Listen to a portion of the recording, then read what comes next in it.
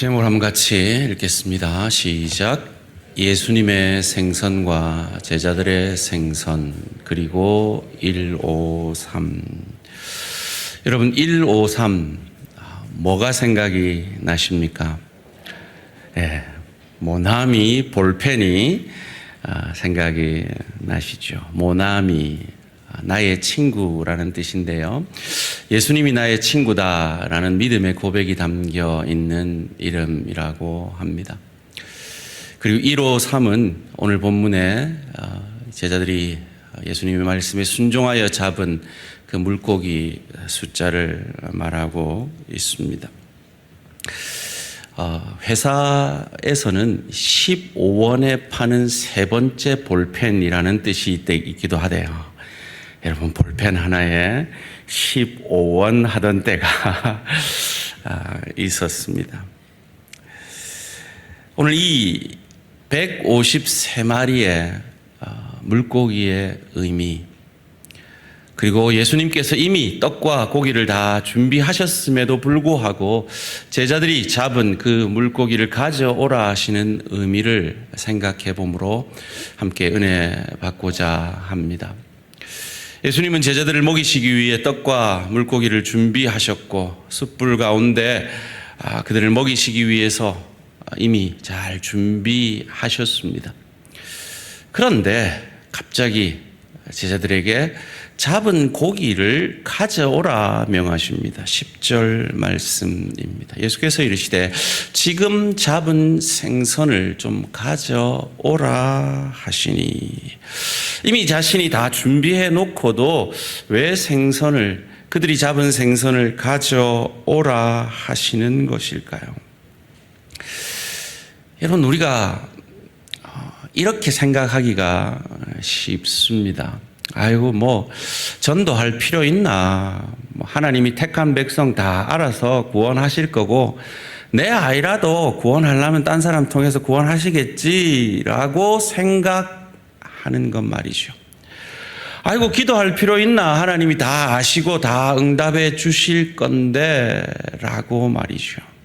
여러분, 사실 이 고백은 엄청난 믿음이 담겨 있는 고백입니다. 맞습니다. 하나님이 하실 것입니다. 하나님 홀로 이루실 수 있습니다. 그런데 하나님이 여전히 성경 가운데 우리 보고 전도하라 하시고 기도하라라고 명하십니다. 왜일까요? 이미 예수님께서 나누어 줄 고기와 떡이 다 준비가 되어 있습니다. 왜 제자들에게 너희가 잡은 생선 좀 가져와라 하시는 걸까요? 예수님이 준비한 게 모자라서요? 예수님의 능력이 부족해서요? 아니요. 예수님의 그 사역에 우리로 동참케 하셔서 우리를 축복하시기 원하시고, 우리를 빚으시기 원하시고, 우리를 하나님의 복음의 동력자로 삼기 원하심인 것을 믿으시기를 주님의 이름으로 축원합니다. 9월 마지막 주 새가족 초청주일이 한 달 남았습니다. 아이고, 하나님이 택한 백성들 그냥 구원하겠지, 내 아이라도 내가 거기 참여 안 해도 올 사람은 다 오겠지라고 생각하지 마시고, 내 잡은 생선을 내게 가져와라 우리에게 명령하시는 그 주님의 음성을 듣고 한 구역에 한 영혼을 이 복음의 자리로 초청하시기에 힘쓰시기를 주님의 이름으로 부탁드립니다. 왜 우리가 그래야 합니까? 예수님이 우리에게 먼저 그 사랑을, 그 섬김을 주셨기 때문입니다. 오늘 본문 13절 말씀입니다. 예수께서 가셔서 떡을 가져다가 그들에게 주시고 생선도 그와 같이 하시니라. 자, 알아서 먹어라. 저 같으면 이랬을 것 같은데 예수님은 그러지 아니하시고요, 가져다가 떼어 주십니다. 저는 이 13절 말씀 가운데 오병이어의 기적을 행하시는 예수님의 손이 보입니다. 하루 종일 굶어서 배고픈 남자만 5,000명, 여자와 아이를 합하면 2만 명 가까운 영혼, 그 영혼들을 오병이어 5개 떡과 2 물고기를 떼어 주심을 통해 그들을 먹이신 그 기적의 손 말이죠. 그보다 더 큰 기적의 손이 무엇입니까? 죽기 전 제자들과 함께한 유월절 만찬을 통해서 떼어주시던 그 떡, 나누어 주시던 그 잔, 자신의 생명을, 자신의 살과 피를 우리를 위해 주심으로 우리를 살려주실 것임을 말씀해 주신 그 성만찬에 주님의 손이 생각이 납니다. 주님은 우리의 손이 그 주님을 닮아 기적의 손이 되기를 원하십니다. 여러분, 정말 안 믿는 한 영혼이요, 교회 나와서 예수 믿고 구원받는다는 것, 이건 정말 기적과 같은 일입니다. 그런데 그 기적과 같은 일의 시작이 어디냐? 니네랑 같이 교회 가자. 내 밥 사줄게. 내 커피 사줄게. 그 한마디, 그 내미는 손으로부터 시작된다라는 것입니다. 예수님이 우리에게 그 손 내밀어 주시지 않았으면 우리는 영영 지옥 형벌 받을 수밖에 없었던 죄인들입니다. 주님이 우리에게 먼저 그 사랑의 손을 내밀어 주셨던 것처럼 우리도 주님께 받은 그 사랑의 손, 믿지 않는 내 가족, 내 이웃, 내 친구들에게 내밀어 이번 9월 마지막 주 새가족 촉청주일에 그들로 복음 듣게 하시는 저와 우리 모든 성도님들 되시기를 주님의 이름으로 축원합니다. 오른쪽에 그물을 던져라 했을 때 밤이 맞도록 수고하였지만 아무것도 잡지 못했던 그 제자들이 건져 올린 그 물고기 숫자를 요한은 굳이 기록하고 있습니다. 11절 말씀 함께 읽습니다. 시작. 시몬 베드로가 올라가서 그물을 육지에 끌어올리니 가득히 찬 큰 물고기가 153마리라. 이같이 많으나 그물이 찢어지지 아니하였더라. 왜 153마리라 하는 이 말을 다른 제자들은 안 썼는데 요한은 쓰고 있는 걸까요? 그냥 많이 잡았더라 해도 되잖아요. 요한이 이걸 쓰려고 하면 그 숫자를 153번까지 셌을 거 아니에요. 여러분, 숫자 3번 분들은 알잖아요. 76, 77, 78 하다가 옆에서 누가 말 걸면 80, 81. 좀 말 좀 걸지 마라. 다시 세야 되고. 그 어려운 걸 왜 굳이 세게 하셔서 기록하게 하셨냐 말이에요. 정답은 있습니다. 153마리를 잡았기 때문에 기록한 거예요. 그런데 단지 그 숫자만을 우리에게 가르쳐 주려고 하신 걸까요?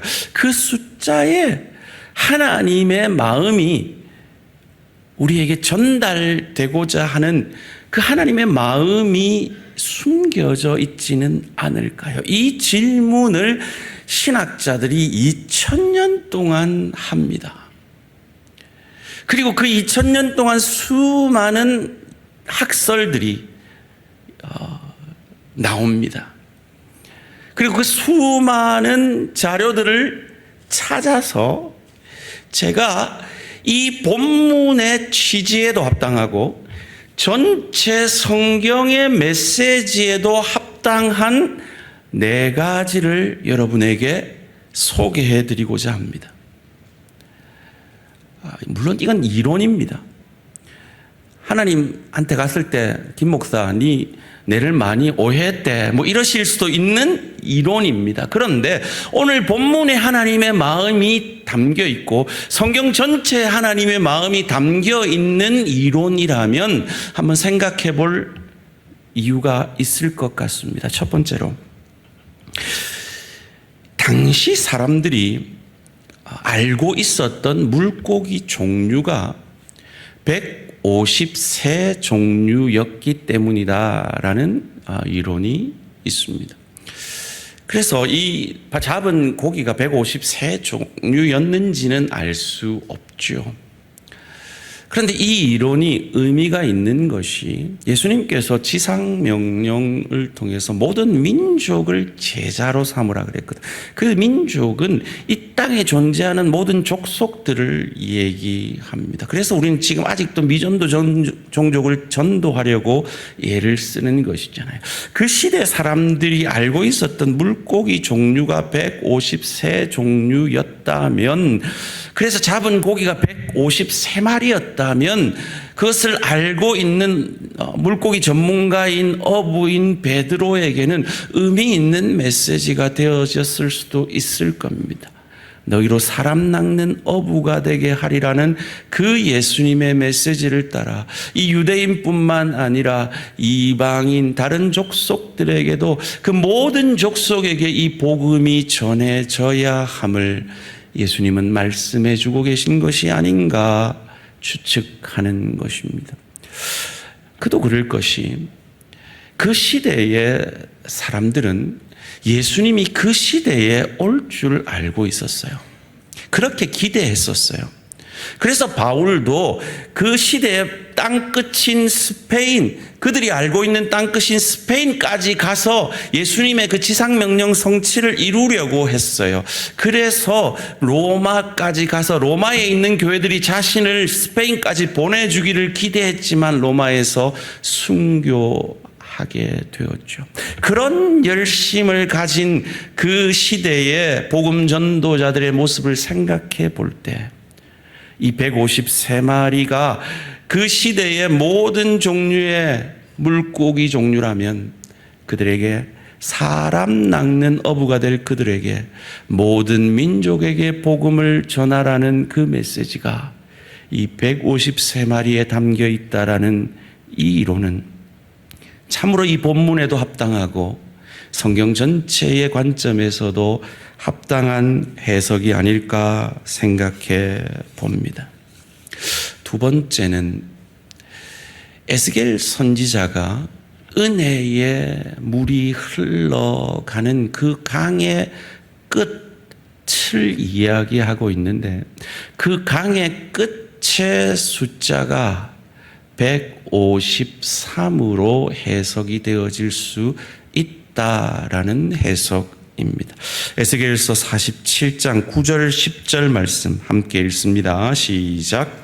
이 강물이 이르는 곳마다 번성하는 모든 생물이 살고 또 고기가 심히 많으리니 이 물이 흘러 들어가므로 바닷물이 되살아나겠고 이 강이 이르는 각처의 모든 것이 살 것이며 또 이 강가에 어부가 설 것이니 엔게디에서부터 에네글라임까지 금을 치는 곳이 될 것이라. 그 고기가 각기 종류를 따라 큰 바다의 고기같이 심이 많으려니와. 이 은혜의 강물이 살리는 강물이 흘러가는 마지막이 에네글라임인데 이 에네글라임이라는 히브리어 단어가 숫자화되어지면 그것을 게마트리아라는 학문인데요.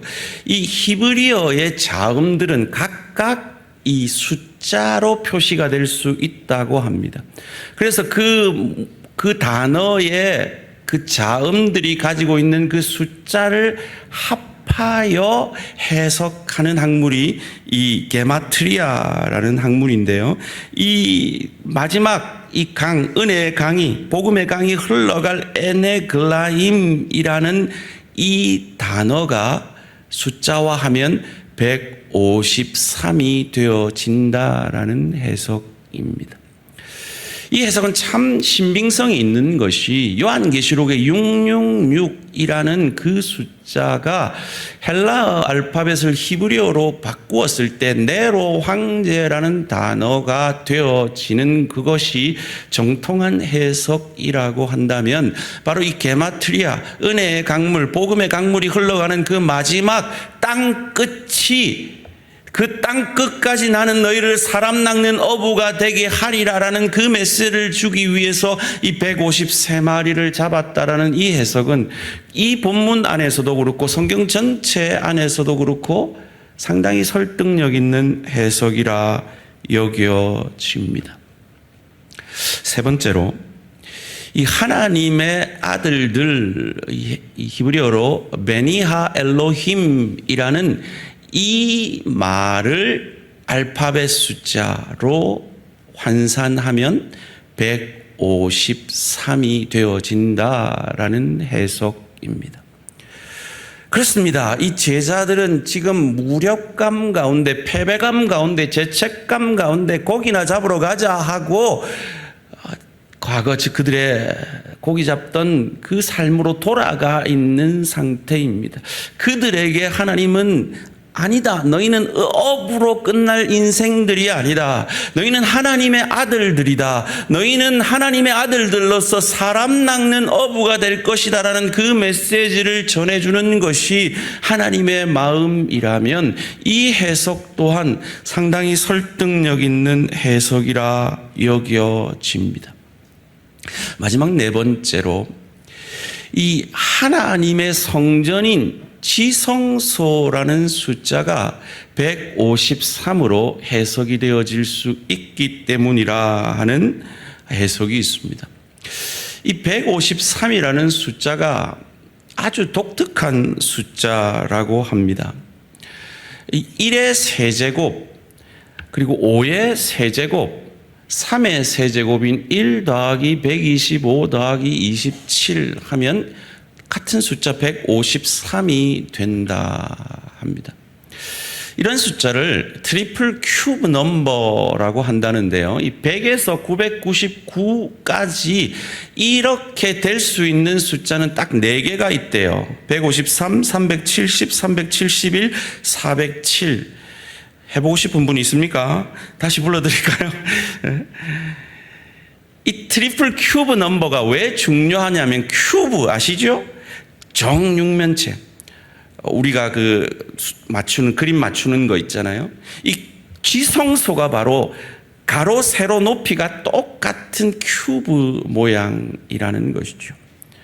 그래서 이 153이라는 숫자를 통해서 이 제자들이 바로 지성소, 성전됨을 가르쳐 주시려고 이렇게 153, 153마리의 생선을 잡게 했다 하는 이론이 있습니다.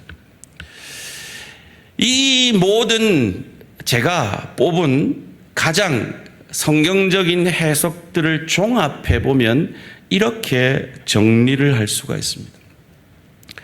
지금 제자들은 로마 권세 아래 패배감을 느끼고 있고 이 부활의 주님을 만났음에도 아무것도 변화가 없는 그 일상 속에 무력감을 느끼고 있고 죄책감을, 주님을 배신했다는 그 죄책감 속에 있는 그들을 깨우시려고 오른편에 그물을 던져라 하셨고 153마리의 고기를 잡게 하셔서 그 고기 153이라는 그 숫자가 의미하는 너희는 그냥 업으로 끝날 인생들이 아니다. 너희는 하나님의 아들이다. 너희는 성전이다. 성전된 너희를 통하여 사람 낚는 어부가 되게 해서 나는 땅 끝까지 이 복음을 전하게 할 것이다. 모든 민족에게까지 이 복음이 너희를 통해 전해질 것이다 라고 말씀하기 위해서 이 153마리의 고기를 잡게 하셨고 요한은 굳이 이 153마리의 물고기를 성경에 기록하고 있다라는 것입니다. 물론 이론이지만 이 이론이 성경 전체 그리고 오늘 본문의 제자들을 깨워 사람 낚는 어부가 되게 하시려는 그 하나님의 마음이 담겨 있고, 그 동일한 하나님의 마음이 저와 우리 모든 성도님들, 우리 대한교회도 향하고 있음을 믿으시기를 주님의 이름으로 축원합니다. 우리 대한교회는 주님 오시는 그날까지 선교 공동체가 되어야 함을 믿으시기를 주님의 이름으로 축원합니다. 우리 대한교회는 주님 오시는 그날까지 전도 공동체로 굳게 서야 할 줄 믿습니다. 그래서 저희는 내년에 다양한 단기 선교를 계획하고 있습니다. 지난번 제가 방문했던 저희 교회 주파송 선교사가 파송되어 있는 키르기스탄에 그들의 필요를 알게 되었고, 그 목회자들을 재양육하는 일이 그 지역 복음화에 가장 필요함을 알았기에 저희 당회가 1년에 한 차례씩 그곳에 가서 목회자를 양육하는 그 일에 섬길 수 있는 그런 단기 선교를 계획하고 있습니다. 우리 하재현 집사님이 지난주에 다녀오셨는데요. 저희가 맥주 감사헌금 반을 보내드려서 돕게 된, 입양하게 된 몽골의 그 교회를 저희가 내년에 방문해서 그 교회를 위로하고 그 교회의 필요를 채워주는 단기 선교를 하게 될 것입니다. 그리고 우리 교회 준파송 선교사님이 계셔서 사실 올 12월에 계획을 했습니다마는 사정상 내년으로 연기된 홍콩에 가서 K-컬처를 가지고 그곳 교회를 돕는 그런 단기 선교도 계획을 하고 있습니다. 저희가 작년 추수감사 헌금의 10%를 보내드렸고, 또 다른 성도님이 특별 헌금을 해주셔서 함께 보내드려서 저희 교회가 그 인디안 그 척박한 땅에 선교관을 짓게 되었는데 20분의 1의 재정을 저희 교회가 감당하게 되었습니다. 그래서 성도님들이 많이 모이게 되면 창조과학 여행과 함께 저희가 헌당한 그 선교관도 방문해서 그 척박한 인디안의 땅을 위해서 기도하고 올 계획도 가지고 있습니다. 무엇보다도 저희 주파송 선교사인 이지원 선교사님의 그 방콕 복음교회와 함께 수련회를 가지고 또 그곳에 필요한 사역들을 돕는 그 단기 선교를 계획하고 있습니다. 소원합니다. 제가 아멘 크게 나올 때까지 계속 물을 거니까 한 방에 그냥 끝내시다. 소원합니다. 우리 모든 대한 가족들은 죽기 전에 한 번이라도 땅 끝까지 복음 전하라는, 모든 민족에게 복음 전하라는 이 지상 명령 성취를 위해 단기 선교에 동참되어 주시기를 주님의 이름으로 축원합니다. 그래서 저희가 제자 훈련을 지금 3루를 하고 있잖아요. 인류 대한 가족의 삶, 피플 퍼즐 세미나, 1:1 제자 양육, 대양 동산, 그리고 1:1 제자 양육을 지금 2기를 하고 있잖아요. 이거 대양 제자 훈련을 2기를 하고 있잖아요. 근데 이제 지금 3루하고 홈 사이가 1:1 실습인데 지금 1기 제자 훈련생들이 잘 감당하고 계세요. 이제 홈으로 오면 사역 훈련이라는 마지막 저희 교회 훈련 과정이 남아 있는데요. 저희 당회가 의논을 해서 이 사역 훈련은 공부를 해도 되고 실제 사역에 동참되어지는 것을 사역 훈련한 것으로 여겨주기로 했습니다. 그 핵심이 단기 선교입니다. 화요전도대, 금요, 토요 붕어빵 전도대, 그리고 새로운 사역을 개척하는 것이고, 우리 국내 사역지를, 해외로 나가기 힘든 분들은 국내 우리 돕는 그 사역지들을 돌아보는 그 사역을 실제로 감당한 것으로 그 사역 훈련을 수료한 것으로 하기로 했습니다. 왜 그랬습니까? 이것이 하나님께서 우리에게 맡기신 지상명령 성취를 위한, 우리가 죽기까지, 주님 오시는 그날까지 주의 교회가 감당해야 하는 사명이기 때문입니다. 선교만이 아닙니다. 새가족 초청주일에 우리는 그냥 먹고 살기 위해 사는 사람들 아니고 내 배만 불리기 위해 사는 사람들 아니고 하나님의 성전으로 하나님의 자녀들로서 땅끝까지. 내 땅끝이 어딥니까? 지구는 둥그니까 자꾸 걸어가면 제자리에 온다 그러잖아요. 내 뒤에 있는 내 이웃이, 내 가족이 내 땅끝이고 내가 구원해야 될 민족임을 믿으시고, 아이고 뭐 누가 하겠지가 아니라 우리 구역에 한 영혼 구원하는데 나를 사용해 주십시오 결단하시고 이번 9월 마지막 주 새가족 초청주일에 이 복음의 잔치에 복음 듣게 꼭 한 영혼을 초청하시는 저와 우리 모든 성도님들 되시기를 주님의 이름으로 축원합니다. 말씀을 맺겠습니다. 이 모나비 153 볼펜을 만든 사장님 성함이 송삼석 사장님이래요. 이분이 2005년 7월 8일에 KBS의 신화창조의 비밀이라는 프로그램에 나와서 그 자신의 이야기를 한 적이 있습니다. 사업을 하는 분들은 아시죠? 참 사업이 너무너무 어려워졌대요. 그때 믿을 건 하나님밖에 없어서 하나님 기도원 가서 기도를 하기를 시작했는데 성령께서 그 마음에 불을 던져 주신 거죠. 그래서 그 마음에 회개가 터져 나온 겁니다. 그 회개가 세 가지로 이 회개였대요. 하나님, 제가 사업한다고 주일 성수하지 않았던 것 회개합니다. 하나님, 돈 많이 벌고도 11조 안 했던 거 회개합니다. 하나님, 내가 사업하면서 하나님 앞에 물어야 되는데 새벽 기도하지 않은 것, 하나님 앞에 묻지 않은 것 회개합니다 라고 회개가 터져 나왔대요. 여러분, 사실 이 세 가지가 어떤 면에서는 너무 율법적으로 보일 수도 있잖아요. 그런데 그것이 아닌 것이, 이 주일 성수는 그냥 안식일을 지켜야 되니까 지키는 그런 날이 아니죠.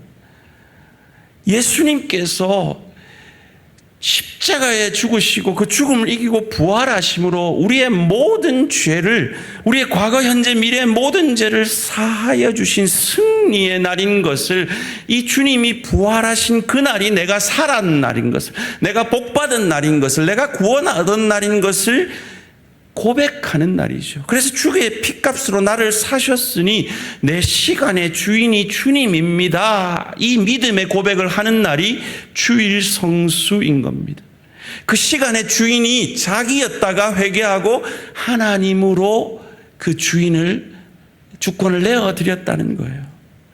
11조도 마찬가지입니다. 하나님이 피값으로 사셨으니 내 모든 것은 주님 것이죠. 그런데 11조를 드리는 정신이 뭡니까?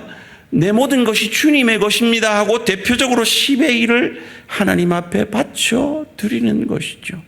내 물질의 주인도 주님입니다라고 고백하는 것입니다. 무엇보다도 새벽 기도하지 않은 죄를 회개했다고 하는데, 그렇다고 새벽 기도 안 오시는 분들 회개하라는 말이 아니고요, 물으셔야 된다는 거예요.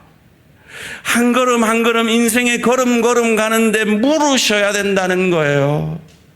내 주인이 뭘 원하는지 여쭤봐야 된다는 거예요. WWJD, 예수님이라면 어떻게 하실까 여쭤보면서 내 인생의 결정들을, 사업의 결정들을 해야 하는데 그러지 못했음을 회개하면서, 하나님, 내 남은 평생 주일 성수 11조 새벽 기도 하나님 앞에 바쳐드리겠습니다 결단하고 성경을 읽기 시작하는데 오늘 본문이 눈에 띈 거예요.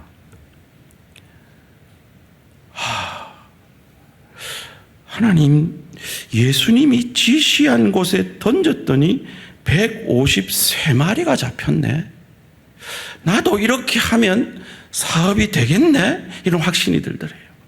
그래서 그가 이렇게 기도했다고 합니다. 하나님, 제가 모나미 153이라는 볼펜을 만들겠습니다.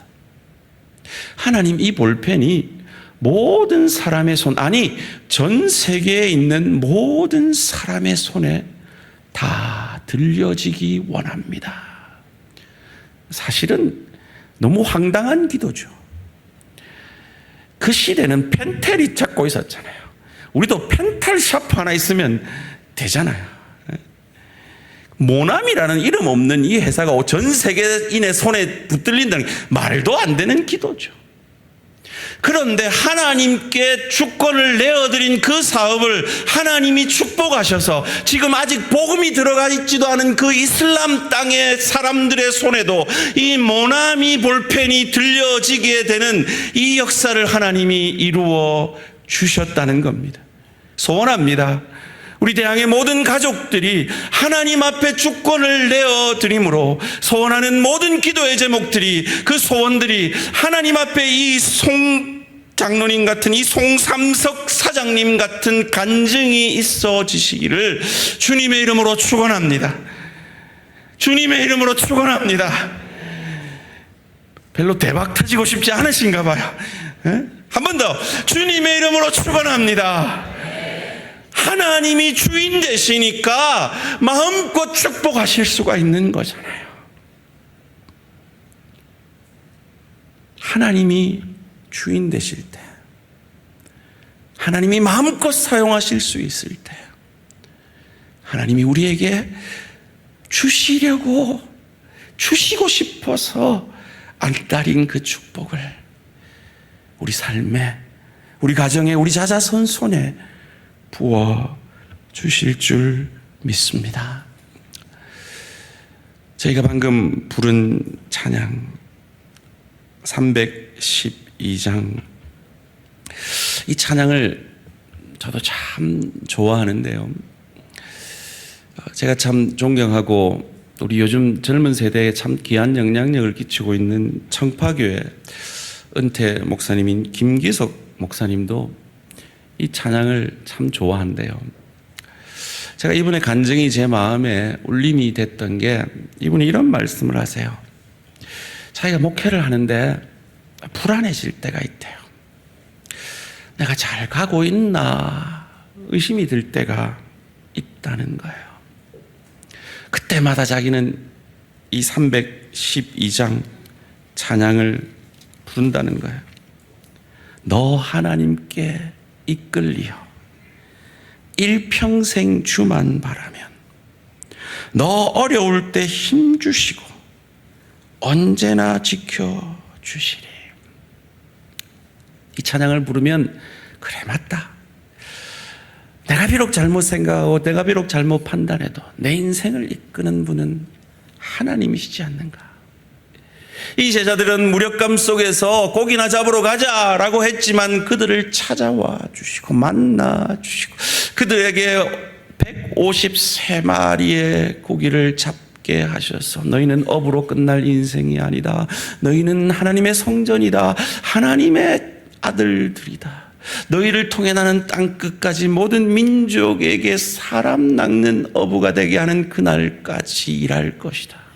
너희를 이끌 것이다. 그 하나님의 약속하심처럼 저와 여러분의 인생이, 우리 대한교회의 삶이, 사명이 그러한 줄 믿으시고 소망 가운데 날마다 주권을 주님 앞에 내어드리며 성령 충만하심으로 이 가을에 복음을 위해 귀하게 쓰임받는, 내년에 땅끝까지 이르러 복음 전하는 일에 귀하게 쓰임받는 저와 우리 모든 성도님들 되시기를 주님의 이름으로 축원합니다.